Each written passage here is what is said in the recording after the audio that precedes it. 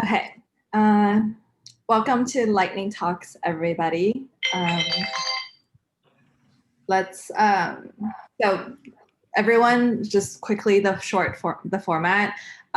Each speaker will have about 5 minutes to talk about their topic, and after each person talks, we'll have a couple minutes of Q&A from everyone in the audience, and I'll kind of be mindful on time.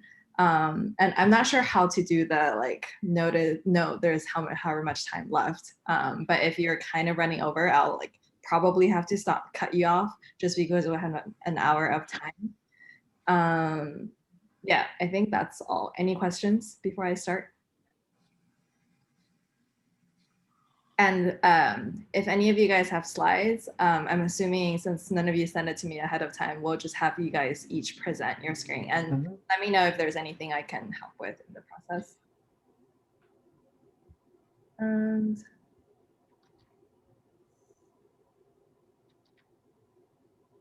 so, well, first up is Ambi. I'll let you take the stage. Okay, thank you. I'll just share my screen.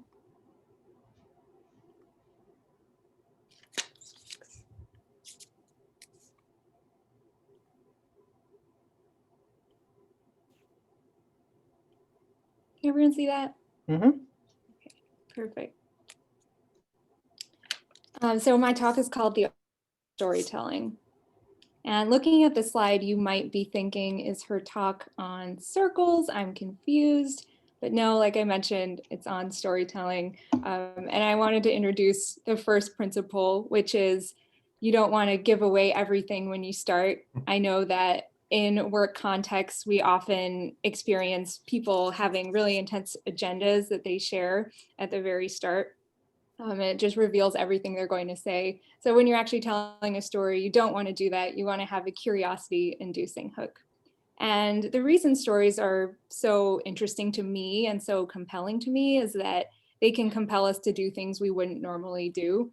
So you can see here, there's a kid who doesn't want to eat their peas, but if you say, no, it's not peas, it's actually an airplane, open wide, the kid is going to be much more likely to eat their peas. And this is a really small example, but this applies to a larger scale as well, where if you tell someone a story, they might be moved to do something that they typically wouldn't do. So it's a very powerful skill to be good at.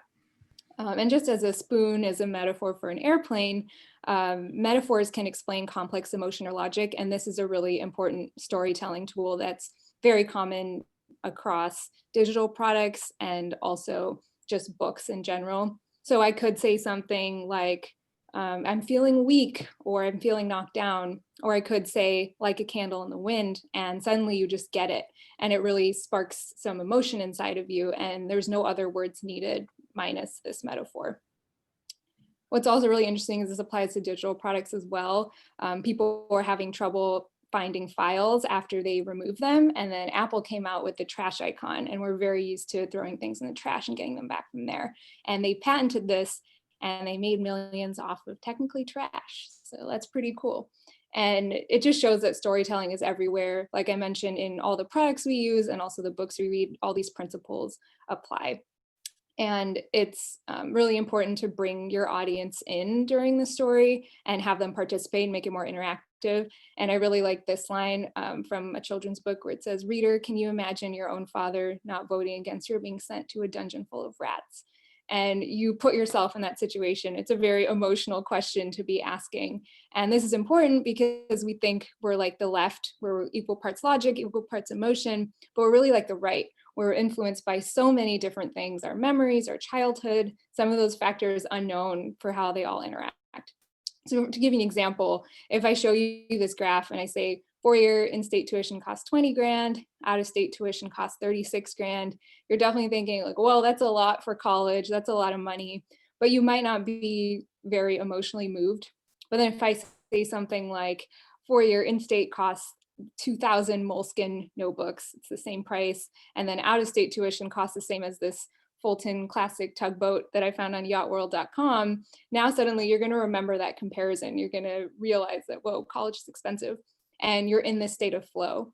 And that's the state of being so captivated that you just hope you turned off the stove. You're not worrying about it anymore, not worrying about your emails. You're really just with the story and immersed within it. So that's the end. This would have been more dramatic in person, but of course it's not the end because I had to introduce the principle of the plot twist. So it's really important to keep your readers on their toes or your audience on their toes, and always add in some sort of surprise or something unexpected for people to remember your story. And one thing I would just want to leave you with is it's really important to tie up all your loose ends towards the end as well. So you want to have as much unity at the end as possible.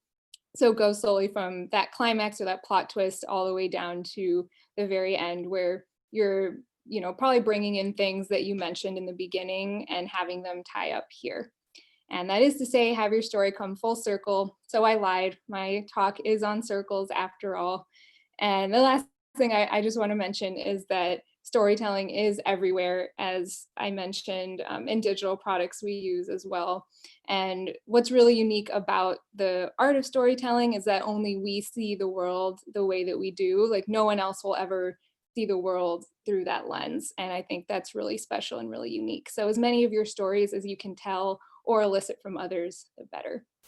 That's all. Thanks. Is it over now? Yes, it is over. So I've got questions about circles. There's this thing called the circumference. That was so good. Thanks. I feel like you tied everything together. Ambi, what story of yours are you most proud of? Oh, that's a good question. Yeah, I guess I used to write a lot of short stories when I was young. So yeah, probably those. I think those were really fun. And I would just do it for me and share it with other people in my class. So those was fun. Do you have any stories published or online or anything? No, I don't. I don't. But do your comics each tell a little story? Yeah, I guess they do. Yeah, I'm just really interested in storytelling in general, whether that be through visuals or words. Mm-hmm. Yeah. Mm-hmm. Any other questions or comments? Are you a Toastmaster? Are you part of Toastmasters? Yeah, I was. Yeah, not anymore, but I did it for about a year. Cool. All right, next up. Or did you have something to say, Ambi? I was just gonna say thank you. Yeah, thank you for listening. Thank you. Thank you. Cool. Can everyone see this? Yep. Yes, yeah. One second. I don't want to go to the next slide. Okay. Yeah. So in 2012, I went to NYU to do my PhD in social psychology. And in the psychology department at NYU, on the back wall, there were rows and rows of photographs of previous guest speakers. And one day, when I looked up behind me, I saw this photograph. This is a man named Cedric Stapel, and someone had ironically put a top hat over him. And the reason they had done that is because Cedric Stapel is the most infamous scientific fraudster in all of social psychology and potentially all of psychology. This man straight up did everything from questionable research practices to outright fabrication of data. Today, I'm not going to talk about data fabrication because I believe all of us don't do things we know are just wrong. However, I am going to talk about questionable research practices because they are we might do unintentionally or subconsciously. So what are these research practices? In the words of Mr. Stapel himself, I became increasingly skilled in the use of techniques that could put a healthy looking shine on otherwise mediocre results. if I didn't get the effect I wanted across all the different measures I'd used or the questions I'd asked, I would use the ones that did show that effect. If an experiment didn't work out, I would go hunting in the dataset for outliers and look for reasons why it was okay to throw them out. If they were a little older or younger or slower or faster, or in whichever way not quite normal, then maybe it was okay to eliminate them to bring the results more in line with what I'd been expecting. So this leads me to my favorite paper in all of psychology, which basically shows you what can happen when you do all of those things. And it's by these three authors called Joseph Simmons, Leif Nelson, and Yuri Simonson. And they published these two studies, and they're fairly simple, so I'll go over them pretty quickly. But before I do that, what I want to say is everything I'm about to show you actually happened. There are no lies in this. Everything I'm about to show you actually took place. So the first study is very trivial. They got 30 students to listen to a control song or a children's song. And they asked participants to report how old they felt, 1 being very young, 5 being very old. And because some participants were older and some were younger, they wanted to adjust for their differences in age. And so they asked them to report their father's age. And what they found was that people felt older after listening to the children's song than listening to the control song. So this is kind of trivial, but I guess it makes sense. But study 2 is when stuff really gets weird. They got 20 students to listen to a control song or an old song, which is When I'm 64 by the Beatles, which is a very good song, but it is an old song. And then they asked participants to report their age. And again, they asked participants to report their father's age to adjust for baseline differences. And this time what they found was that listening to an old song made people 1.5 years younger than listening to the control song. Now, obviously, this life doesn't work this way. We don't listen to music and get younger. And so what the hell happened? And so as it turns out, the devil is not in the things I told you, but in the things I didn't tell you. So for example, they recruited 32 participants, but for whatever reason, only used 20 participants' data. They asked participants to listen to 3 songs, but only reported 2. And other than their age and their father's age, they also asked them some other things, such as their birth date, how old they felt, how much they would enjoy eating at a diner, the square root of 100, their agreement with the statement, computers are complicated machines, their father's age, their mother's age, whether they would take advantage of an early bird special, their political orientation, which of 4 Canadian quarterbacks they believe won an award, whether they would refer to the past as the good old days, and their gender. And just to remind you, this is what they actually reported. And so why is this important? I think it's important because we do this all the time.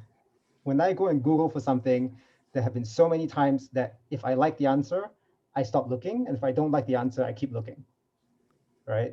Or we collect all this evidence and somehow the ones that fits our beliefs magically to us is more reliable than all the evidence that doesn't fit our beliefs. Why this? Again, in the words of Cedric De Brito himself, my desire for answers became bigger than the wonder that I was able to experience when I looked the messy truth square in the face. My desire for clear, simple solutions became stronger than the deep emotions that I felt when I was confronted with the ragged edges of reality. It had to be simple, clear, beautiful, and elegant. It had to be too good to be true. And so finally, what can we do about this? This is a photo of my dissertation committee, and on the left is a professor named Pat Shrout, who is one of my favorite professors. And I will never forget, he said this once in a statistics class. When you do your data analysis and you are happy with the result, you should probably go back and check what you've done and rerun your analysis until you're not happy, and then it means you're probably right. And so daily life, whenever I think I have a good idea, or whenever I think I know what's going on, I go and rerun the analysis in my head until I'm not happy anymore. I don't know if I'll be right then, but I think I'll be closer to the truth. So I hope that encourages everyone to do the same. And thanks.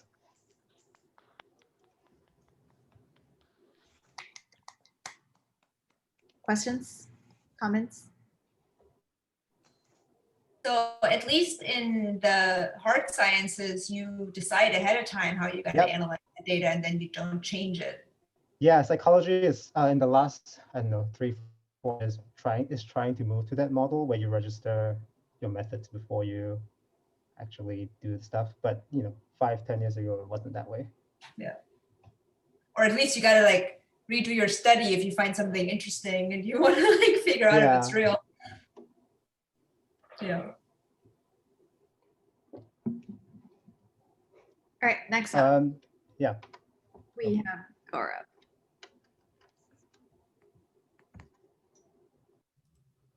Okay, can you guys hear me over the background noise? Yes. You sound great. Thank you. All right, my talk is, I don't know what it is. It's been a long week. I could use some of this. Did you put on a jacket for us? I did. Thank you for noticing. I always notice these things. Well, first things first. Don't worry, this is my third glass of the evening, and there is a long way to go.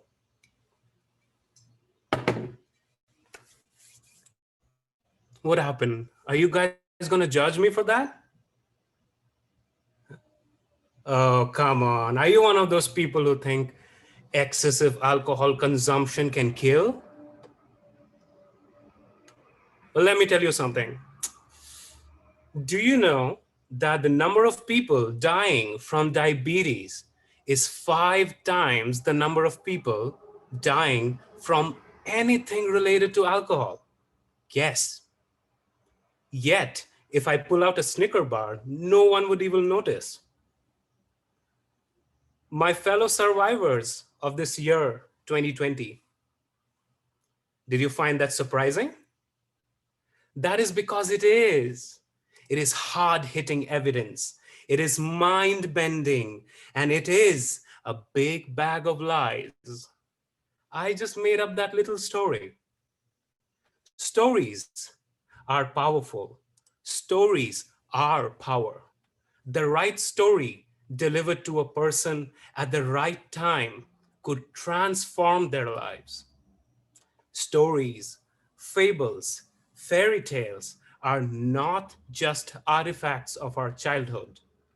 Look around you. No, literally look around you. They are literally everywhere. So much so that sometimes we tend to overlook them. Tonight, I want to remind you of some of those stories that are around us. Can I get a hell yeah? Hell yeah. Hell yeah. The first story is money, currency. Money is the greatest story ever told. Everyone believes in the gospel of money. Imagine this. Now, bear with me. A piece of paper, a dollar bill, can be turned into food at a restaurant, can be turned into physical labor, can be turned into your payday, which can be turned into more pieces of the paper that you started with. It's like magic. All of this revolves around a trust in a story. And the story says, this money has value because the government and the central bank says it has value. And we believe that story. Not the fairy tale you were expecting. Let me make it even better. Since we just came out of an election season in the US, let's talk about nations. Nations are not a naturally occurring phenomena. Mother Nature does not have walls. Nations are products of history, carved out by guns, germs, and steel. It is the belief in a common story that binds people together in a nation. People choose to live as one nation because the story appeals to the values in them, values like life, liberty, and the pursuit of happiness. At this point, you could ask me, all that sounds nice. Money and nation sound very important topics. But what can I, as an individual, take away from this incoherent rambling of yours? To which my answer is, good question, glad you asked. I believe that each one of us is writing their own story, chapter by chapter, day by day. Do you realize that we have been part of this social house story for the past 4 weeks? I have met so many interesting people. I have been exposed to many new perspectives. I have confronted some uncomfortable truths about myself.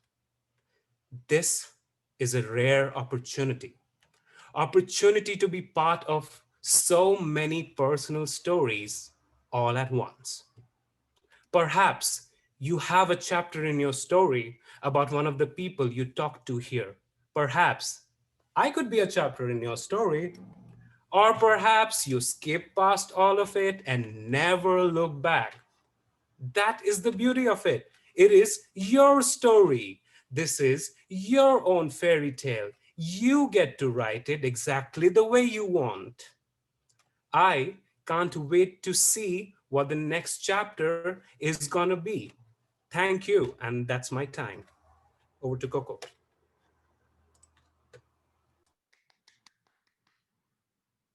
Over to everyone who has comments.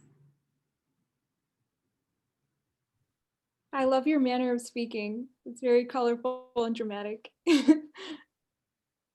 Thank you. Dramatic was what I was going for. I love the wisdom of your share. Very nice. Thank you, Gaurav. Yeah. What made you? Sorry, I just interrupted. I'm curious, what made you thought about story? What inspired your idea? Well, story seems to be a theme today, so I think I'm just part of the ether of things. But I just read a book. I finished a book called Sapiens by Yuval Noah Harari, and it focuses a lot on stories and how stories bind everyone together. And I like to dramatize things. So That's funny. I was gonna say if you got that from Homo sapiens because I remember these lines. Cool. Thanks, Gaurav. Another round of applause. Next up, David Chen. All right, let's see if I can actually make screencasting work. I cannot hear you. Oh, that is even more interesting. Very, very, very, very quiet. All right, technical difficulties. Maybe I will not be presenting tonight. Let's move you to, or let's start with David, the other David, and then we'll go back to you after. All right, let me get my screen set up correctly then.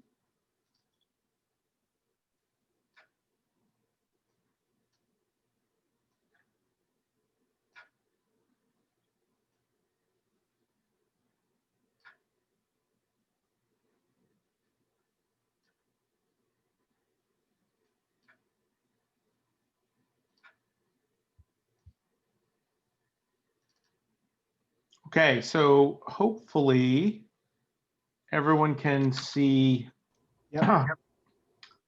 my title slide. So this presentation was originally developed for 2 other clubs that I'm active in, but I made a few tweaks for Socialhaus. And we're going to talk about the best Bay Area pizzerias, a data-driven approach. So as some of you know, I used to live in New York City, and I was very active in going around the city trying different pizzas. In the Bay Area, I have not had that same or chosen to exercise that freedom. And so I'm having to rely on other people's experiences as mediated through numbers to make some suggestions about what might be worth exploring. So there is a wealth of pizzerias in the San Francisco Bay Area.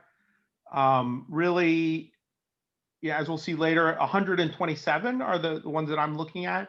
And I tried to find a number of sources of data. It's certainly not all inclusive, but Google ratings and Yelp ratings, various sort of top lists of pizzerias from groups like Eater, Thrillist, ratings from Gayo, SFist to the Daily Meal.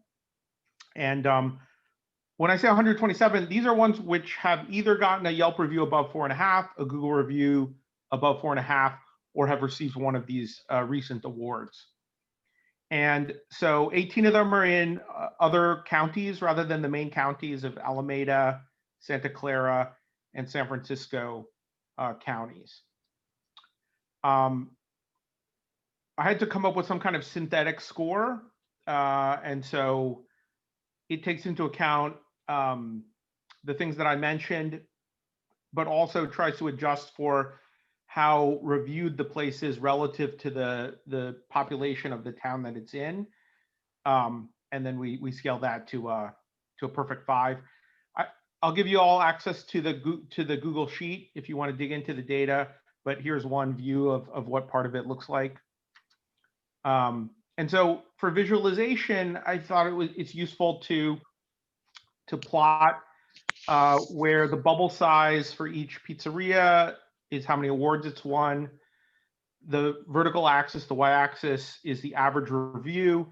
And then sort of like how reviewed it is per capita is on the X or horizontal.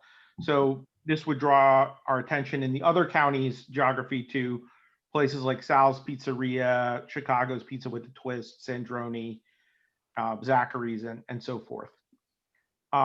In the county where I live, Santa Clara County, again, the upper right is going to be a place to look. So I think everything from Slice of New York through Stackers out to Vesta in the upper right-hand corner, down to Pizzeria Delfino in Palo Alto. These are all promising places. In Alameda County, the Cheese Board Collective, and Rotten City Pizza, which is a Detroit-style pizza, certainly draw some attention. Zachary's has several locations. Chez Panisse is not a pizzeria, but offers a pizza, which actually ended up on a list, or more than one list. So they show up here as well.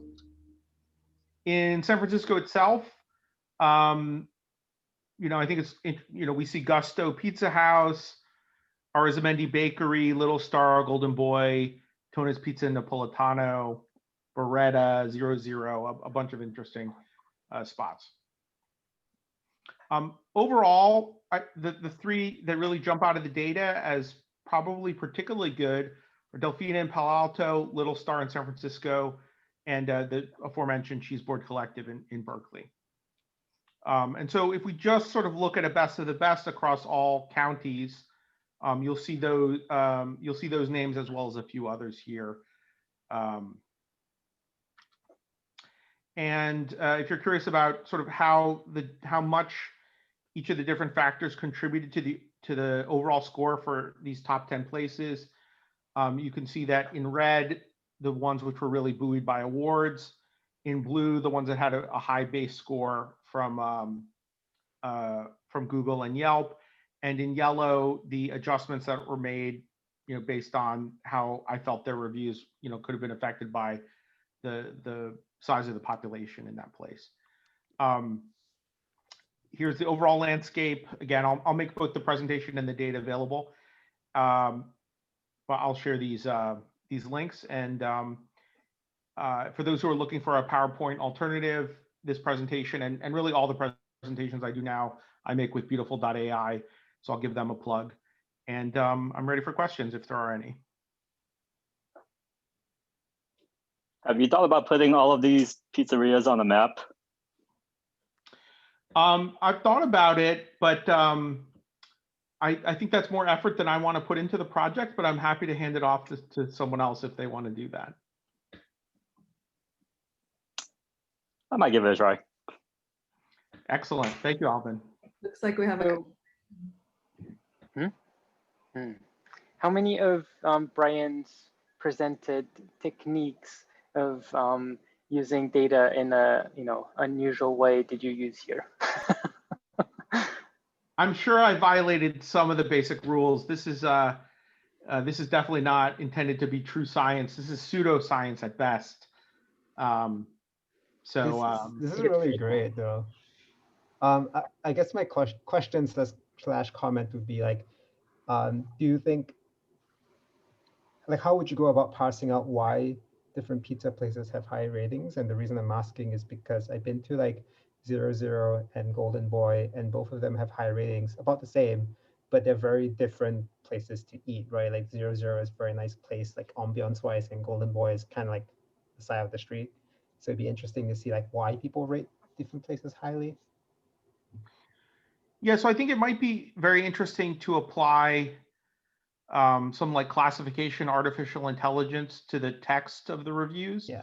So instead of just looking at whether they're giving it, 3, 4, or 5 stars, you could maybe pull out some of the sentiments and adjectives and try to get another view. I really, in a sense, you always have to think about what is the driver for a presentation. In this case, I wanted to participate in what was called a mini TED Talk event, very similar to this Lightning Talks.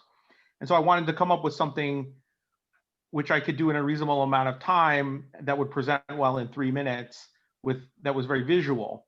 And so this is what I did. If there had been another goal for the presentation on pizza, I might have done something differently. So this is really just one of many approaches to thinking about the world of Bay Area pizza. This is great, thanks. Thank you.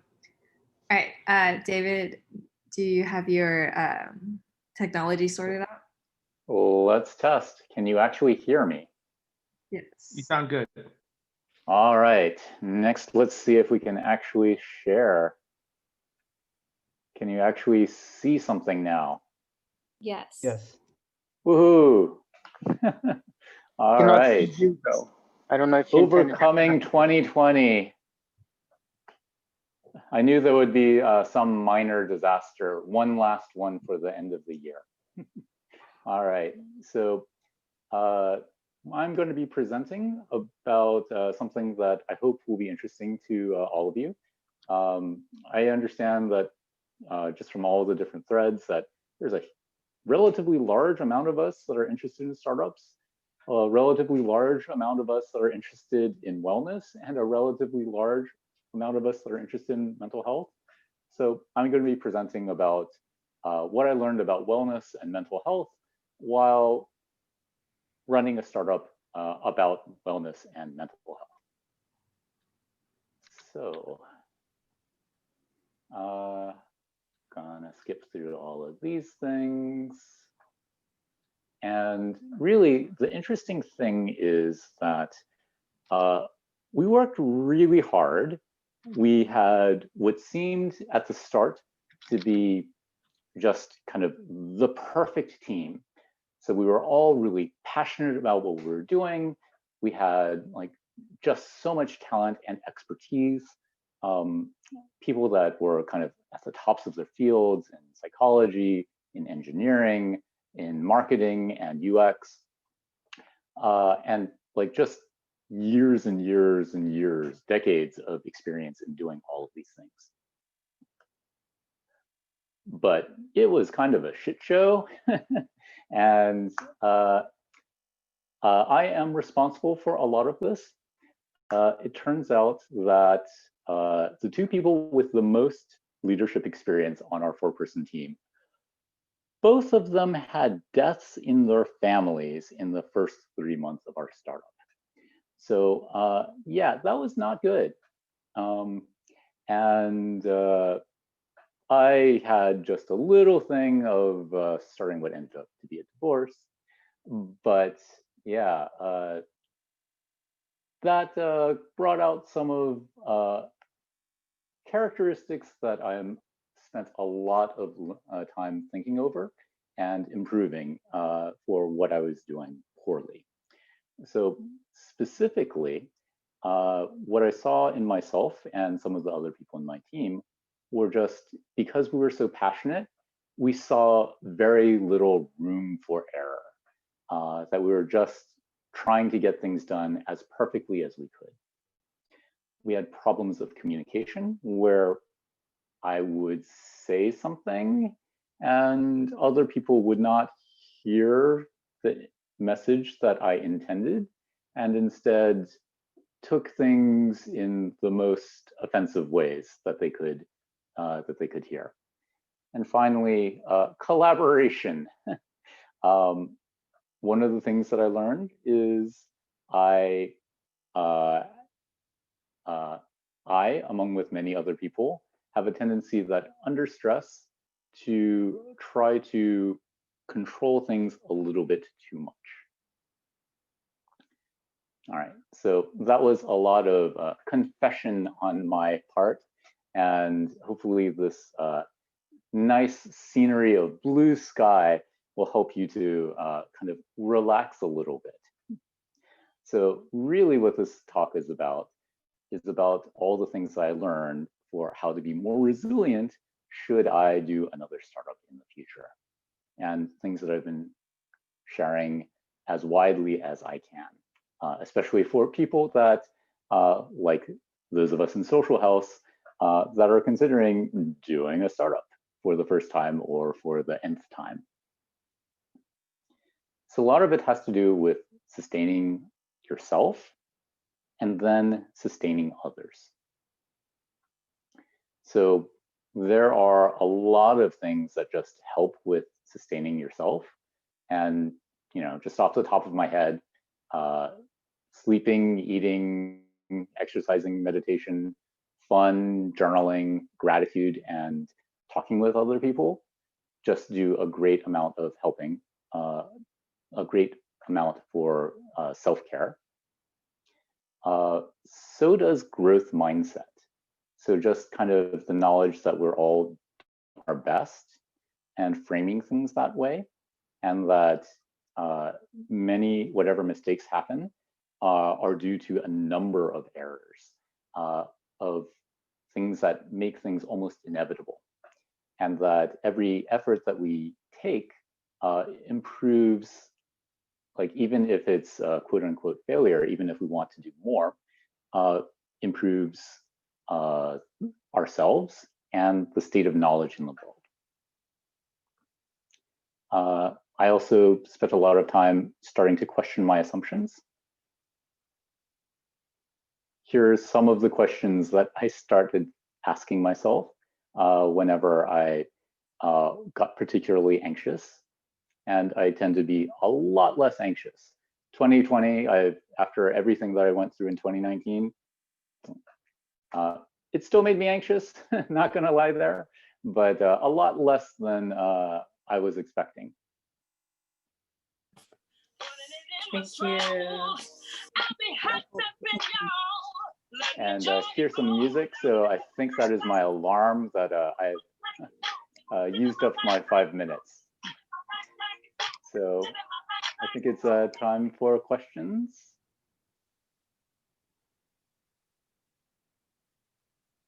Okay, no questions. Okay. I like the music, Laura, thanks. Oh, you could hear all that. Yeah. Oh, sorry. I found it actually at the right time, even though you didn't mean to be. Anyway, thank you, David, for sharing. Next up, we have Cedric. Right. Can you hear me? I guess so. I don't have any slides. It's going to be just talk. So I heard that you guys were having a book club on Saturdays, and you were looking through Nonviolent Communication, A Language of Life by Marshall Rosenberg. So even though I wasn't able to join because of the time, I decided to talk a little bit about it from my experience. For those of you who have read the book and who are wondering what it's like in real life, and for those of you who have no idea what it is, hopefully you get motivated to read the book afterwards. I want to mention 3 points that I find are the most important messages in there that people overlook. because most of the time people read the book and focus on the 4 steps that they give, but that is just the beginning. That's a stepping stone to learning about NVC, nonviolent communication. The 3 points that I want to talk about are, actually I'll put it to 2 for time. NVC is a paradigm shift. It's not just the 4 steps, it's a real way of seeing the world. And second one, you have to approach it like a foreign language. If you've ever learned French, German, Spanish, whatever language, you know what it's like to learn a language, and you have to approach NVC the same way.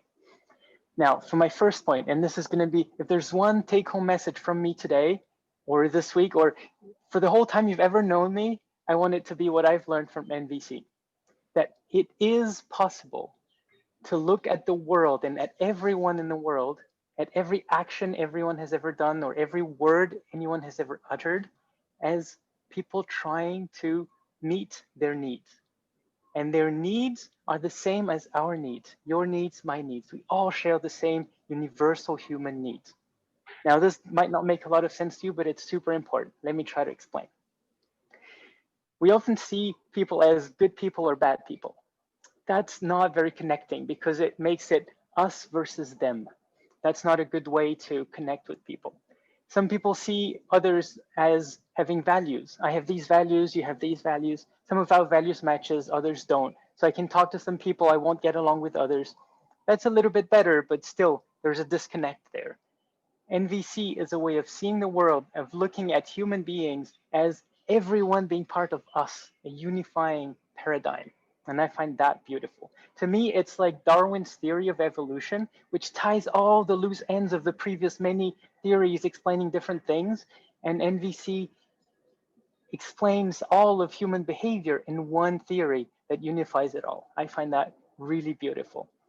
For example, I mean, when you think of it this way, you can understand that that nobody can ever be mean to you or try to take advantage of you, or these things that we generally say are things bad people do. Why? Because there is no such thing. Let's say somebody sells you something overpriced. You know overpriced and they're trying to sell it to you and you get angry at it. Why? Because they're taking advantage of you? No, that's not a human need. That's not something, you don't have a need to take advantage of people, so they don't do that either. You can look at it differently. In the NVC way, you'd be thinking maybe they're trying to meet their need for financial stability. They don't have enough money. Or maybe they do, and they just have low self-esteem. Or maybe it's not that, they're just wanting to have fun because their everyday is the same and they want some entertainment. Either whatever way you look at it, you can relate to it, because financial stability, self-esteem, or entertainment are things that I also and you also try to meet. Those are needs we all have. Or if you don't have them anymore, maybe you had them in the past.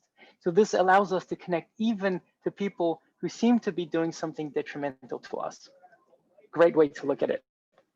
The second point is that NVC has to be seen as a foreign language. You have to learn it really. So I recommend you Google Universal Human Needs, download that PDF, print it off, put it everywhere, on your fridge, on your table, look at it every day and learn those words. They look like English to you. They might be words you recognize, but I assure you, you haven't used more than maybe 5 of those in a single day in your life, because those are words we're not used to using. If you learn them, and you do just like in your language, you learn the vocabulary, you learn to place the words accurately in a sentence, to use them precisely. You learn to translate from what people say into those needs so you understand their needs. You learn to translate your needs into the language that you generally like to speak. And you practice, practice, practice. If you do all these 5 things, you will learn this just like a new language, and you'll be able to use that until you get fluent. For example, if you try to learn Japanese tomorrow, it won't come naturally. And it's the same with NVC. People think, oh yeah, I read the book, I know what it's about. But no, you need to practice. There are groups online on Facebook, on Meetup, they're called NVC practice groups, because it's so important to practice this. So as a summary, I believe that there are 2 things that are very important. We need to change our lens of how we view the world. When we think about the NVC way of doing it, we can empathize with people, put ourselves in their shoes, and connect with everyone out there, regardless of religion, Democrat, Republicans, or whatever you want, that you generally say, those people, I don't talk to them. And the second thing is, You need to learn it as a new language, you need to practice, and you need to learn all of these words so that they become your way of expressing yourself and understanding others. And to me, that is the most beautiful way, most beautiful recipe for peace that I've ever heard. And I hope you can enjoy that too one day. Thanks. Do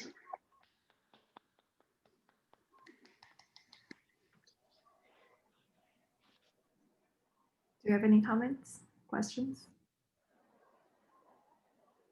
Can I get a show of hands of who was part of the book club?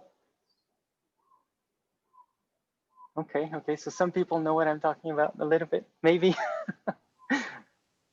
I started reading a new book called Say What You Mean, which combines NVC, nonviolent communication, with mindfulness and Buddhist practice. And it's really, to me, it took it a little level up. I love it. Yeah, Thank you. Thank you there are so many much. of those, like compassionate communication. There are many of those that take NVC as the base and then they take it further. Hey, Cedric, I'm just curious, is the link that was shared out earlier, the universal needs you were talking about? I don't know, was there a link?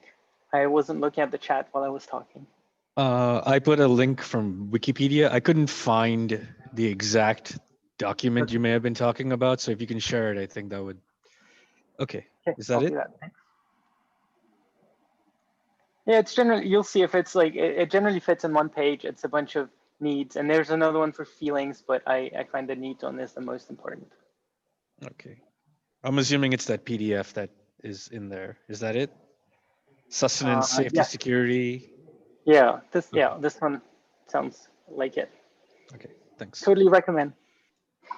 Thank All right, you. next. All right, and we have Angelina.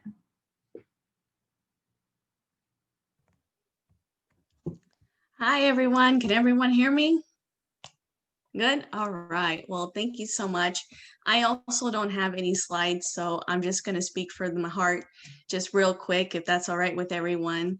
My topic today, just real quick, I'm going to talk about a little bit about just personally developing yourself during this time. I know that this has been such an interesting year, and I know that you've heard that millions and millions of times. But for me, I thought about it. Yes, this year was hard. But I had to really look back and think that life in general is hard already, even without COVID. And for me, I've had a lot of hardships and a lot of difficulties, but I've also had a lot of beautiful memories. And, you know, to me, I feel very lucky because I do have a pretty amazing life. But to me, I had to really come to terms with life is harder depending on how you respond to what the negative is that it's coming towards you. You know, and to me, this year, I think a lot of people really had to just pivot, especially for me. It was hard in the beginning not to panic just a little bit because I really didn't know what was going to be, you know, the future and the circumstances and all that. But, you know, to me, just one, I had to surround myself with good associations and people who were at the level that I wanted to be at. And also to have good friends. You know, a great friend is somebody that's not afraid to challenge you when it's for your own good. And that was one of the things that I felt very blessed that I have. And I know for some people it's been difficult because I've had friends that were already not in a very good state mentally before COVID. And so that was one of the biggest things that I really wanted to do this year, was to really reach out to them. And, you know, whether it was going on a walk, whether it was doing Zoom like now, whether it was, you know, just that one-on-one time going to their favorite restaurant, or, you know, maybe making something that they like and doing something that they like. So that way I can keep connecting with them, because as wonderful as Zoom has been, it's really difficult to make those connections and build those relationships over a computer. And I'm sure a lot of you would agree. And to me, just really asking myself every single day, how can I be a blessing for other people? And I think more people need to ask that also, is what value can I bring to other people during this time? And what can we do to bring the best out of each other and to support each other and to love one another? And whatever that may be, you know, to me, it's really, I guess, grounding myself, you know, in a weird way. And just doing what I can to just really be better and to do better. And whether that's, you know, reading books, you know, watching motivational, inspirational videos, or being creative, especially, you know, whether it's through art or through music or through whatever it is that, you know, you want to be artistic in, drawing, things like that. And just really just challenging yourself, and just, even if it's just 1% better every single day. I mean, imagine if everyone just did 1% more than what they did the day before. You know, in 100 days, you'll be 100% better. So it's just really just applying yourself and having that discipline and not being afraid to, you know, take risks. I know it's COVID and we're doing another shutdown, but just doing what you can to really just stretch your vision and asking yourself, what are the choices and the habits that I'm making right now that is going to get me to where I want to ultimately become, and the person that I'm destined to be, and my purpose, and my plan.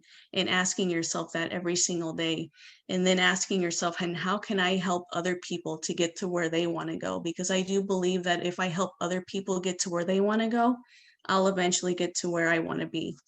And yeah, just bringing, you know, the value and just encouraging and loving and all that good stuff. I don't know if that was 5 minutes, but but you know, just supporting one another and just really being the best that you can be, and associating yourself with people who really will challenge you and will hold you accountable. You know, I do encourage you guys and everyone to get a mentor, to get people who will really take you to the next level and really guide you and be there for you, and also be there for your struggles. And so just, you know, surrounding yourself with your best interests at heart. That was exactly 5 minutes. That was, oh, good.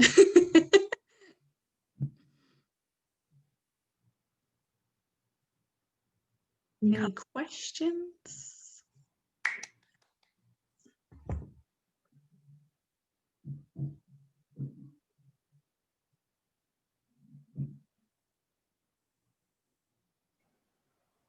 Do you do motivational speeches like that regularly? Well, I have a team of like business partners, and I also talk to, you know, my closest friends. So, but I don't do it like professionally, like motivational speeches. What are some motivational videos, channels, or resources you would recommend to people? You know, I just click on motivational videos or inspirational videos. There's a lot with like Kobe Bryant, rest in peace. He's amazing, probably one of the greatest basketball players, and he really was an incredibly smart, well-spoken guy. There's you know, Grant Cardone. There's what's the other guy's name? I'm already forgetting, but if you just go on YouTube, I mean, there's so much out there that you can just watch.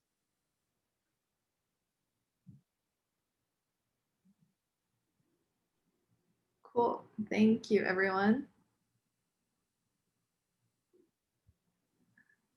We actually finish on the dot.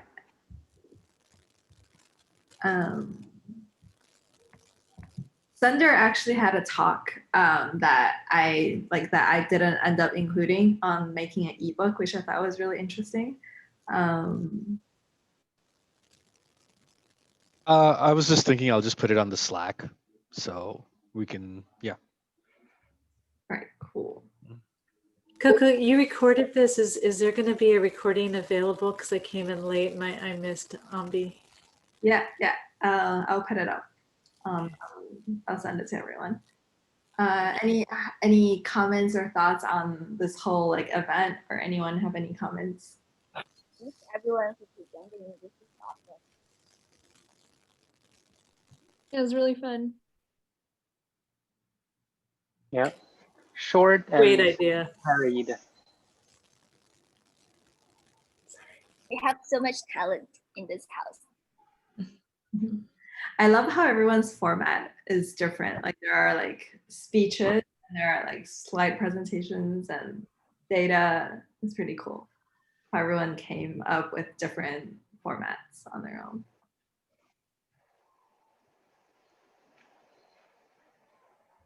All right. I'm glad everyone enjoyed the talks, and thanks again for all the presenters. And last round of applause from everyone.